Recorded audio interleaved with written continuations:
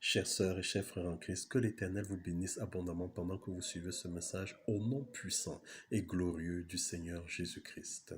Aujourd'hui, nous rentrons dans le 4e chapitre de la série des enseignements consacrés à l'amour, la puissance de l'amour. Dans le chapitre précédent, nous nous sommes intéressés à quelques caractéristiques de l'amour de Dieu ainsi qu'à ses 4 dimensions.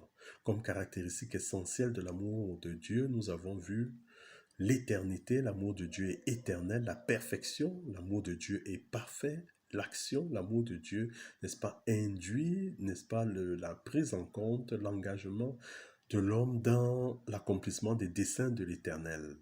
Nous avons également regardé aux 4 dimensions de l'amour de Dieu qui sont précisées dans le livre d'Éphésiens, à savoir la largeur, la longueur, la hauteur et la profondeur. Aujourd'hui, nous rentrons dans le 4e chapitre de la série d'enseignements dédiés à l'amour, et ce 4e chapitre est intitulé « L'amour des hommes ». Dans Matthieu 22, du verset 37 au verset 40, Jésus répondant à l'un de ses disciples qu'il avait interrogé sur le plus grand des commandements a déclaré « Tu aimeras le Seigneur ton Dieu de tout ton cœur, de toute ton âme, de toute ta pensée. C'est le premier et le plus grand commandement, et voici le second qui lui est semblable.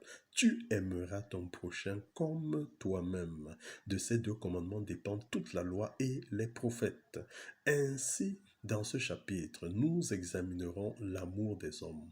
L'amour des hommes pour Dieu en premier, l'amour manifesté entre les hommes, et puis nous verrons 2 exemples, n'est-ce pas, de personnages bibliques qui ont eu à manifester un amour pour Dieu, un amour pour leurs semblables et ont reçu des bénédictions de l'Éternel.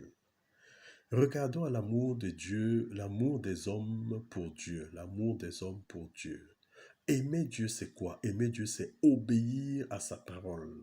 C'est par l'obéissance en sa parole que nous manifestons en premier notre amour pour Dieu. Jésus lui-même s'adressant à ses disciples a déclaré « Si vous m'aimez, gardez mes commandements. Celui qui a mes commandements et qui les garde, c'est celui qui m'aime. Et celui qui m'aime sera aimé de mon Père.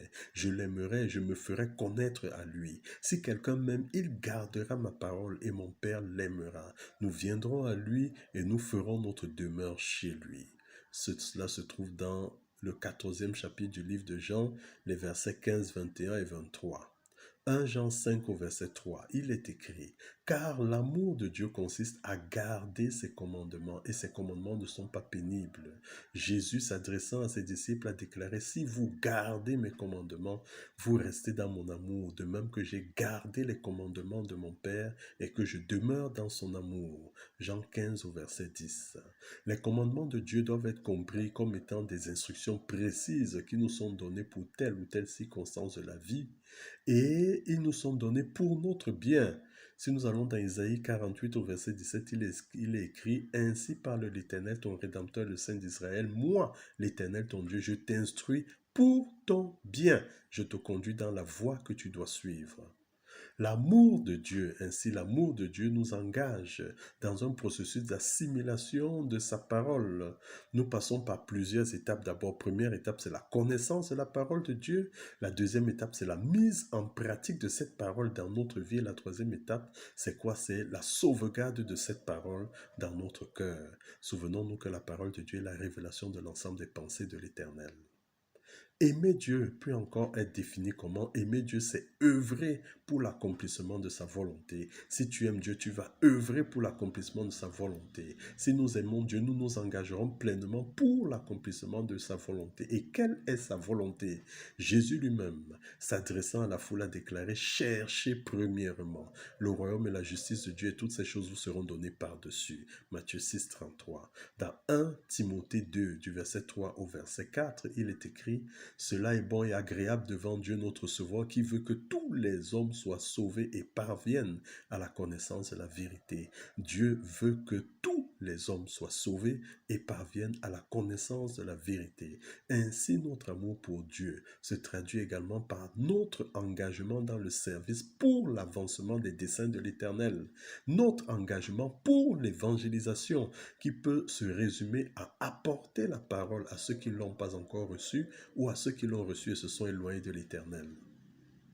Étant entendu donc que l'amour pour Dieu nous amène inexorablement à le servir, regardons au bénéfice du service à Dieu. Si nous allons dans Exode 23 du verset 25 à 27, il est écrit « Vous servirez l'Éternel votre Dieu Et il bénira votre pain et vos eaux, et j'éloignerai la maladie du milieu de toi. Il n'y aura dans ton pays ni femme qui avorte, ni femme stérile. Je remplirai le nombre de tes jours. J'enverrai ma terreur devant toi. Je mettrai en déroute tous les peuples chez lesquels tu arriveras, et je ferai tourner le dos devant toi à tous tes ennemis. Ainsi sont présentés comme bénéfices au service à Dieu la bénédiction, la santé, la fécondité, la longévité, la protection. La protection. Regardons maintenant l'amour manifesté entre les hommes. Nous aimer les uns les autres est un commandement. Jésus s'adressant à ses disciples a déclaré, c'est ici mon commandement, aimez-vous les uns les autres comme je vous ai aimé. Jean 15 au verset 12. Nous aimer les uns les autres est le commandement que Jésus nous a laissé. Dans 1 Jean 3 verset 14, il est écrit, nous savons que nous sommes passés de la mort à la vie parce que nous aimons les frères. Celui qui n'aime pas demeure dans la mort. Ainsi, l'amour est un signe de vie, un signe de vitalité. 1 Jean 5 au verset 1, dans ce passage, il est écrit « Quiconque croit que Jésus est le Christ est né de Dieu, et quiconque aime celui qui l'a engendré, aime aussi celui qui est né de lui. » En effet, nous ne pouvons pas déclarer notre amour pour Dieu en détestant ceux qui sont nés de lui. Dans 1 Jean 4, du verset 20 à 21, il est écrit « Si quelqu'un dit « j'aime Dieu » et qu'il haït son frère, c'est un menteur. Car celui qui n'aime pas son frère qu'il voit, comment peut-il aimer Dieu qu'il ne voit pas ?» Et nous avons de lui ce commandement que celui qui aime Dieu aime aussi son frère. Ainsi, l'amour pour Dieu induit l'amour pour nos semblables. Regardons aux manifestations de l'amour. Manifestation de l'amour. L'amour fraternel peut se manifester de différentes manières. Nous pouvons trouver ça dans 1 Corinthiens 13, du verset 4 au verset 7. Nous avons la patience, nous avons l'humilité, nous avons la bonté, nous avons l'honnêteté, nous avons la justice, la vérité, la compassion, la libéralité et la sensibilité. Regardons maintenant un exemple de personnage biblique, n'est-ce pas, qui a témoigné son amour pour Dieu et qui a reçu des bénédictions en témoignage de ce qu'il avait accompli. L'exemple de Daniel. Les Écritures présentent Daniel comme un grand amoureux de Dieu, un inconditionnel de l'Éternel. Il n'acceptait aucune compromission. Lui et ses compagnons ont d'ailleurs refusé de se souiller avec les mains et le vin du roi. Daniel 1,8. Ils ont tenu ferme dans leur position et l'Éternel les a honorés. Il leur a accordé grâce et faveur, et en plus, il leur a donné sagesse et intelligence qui les rendait 10 fois supérieurs à tous les magiciens et astrologues de la cour du roi. Daniel 1, du verset 17 au verset 20. Les Écritures relatent également qu'il avait préféré être jeté dans la fosse aux lions plutôt que de se prosterner devant la statue du roi. Daniel chapitre 6.